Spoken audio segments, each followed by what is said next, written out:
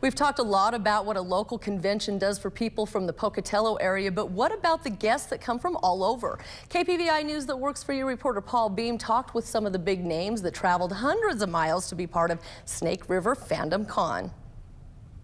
Pocatello, transform and roll out. Cosplayers still line the halls of the Mech Center on the last day of Fandom Con. Many still lining up to meet guests like Neil Kaplan.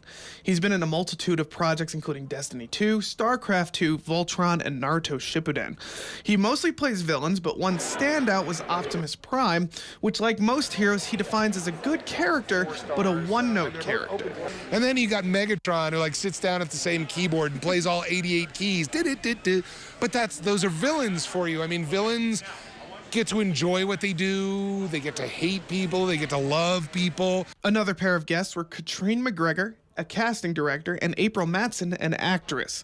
They recently released a book called Both Sides of the Desk. It shot up to #1 on the film and TV division on Amazon and is about the dichotomy of those two roles. So much of what we talk about is perception, and as we know, perception is a huge part of life. So I said things as a casting director, and April went, "Oh my God, I never thought of it that way." Felt really strongly about reaching particularly regional actors, that aren't in LA and New York and don't have access to acting classes and workshops and getting that kind of information. But not all of the guests were actors. Christopher Escalante is a composer and has worked on video games and movies, including an upcoming movie out of Utah, Twice the Dream.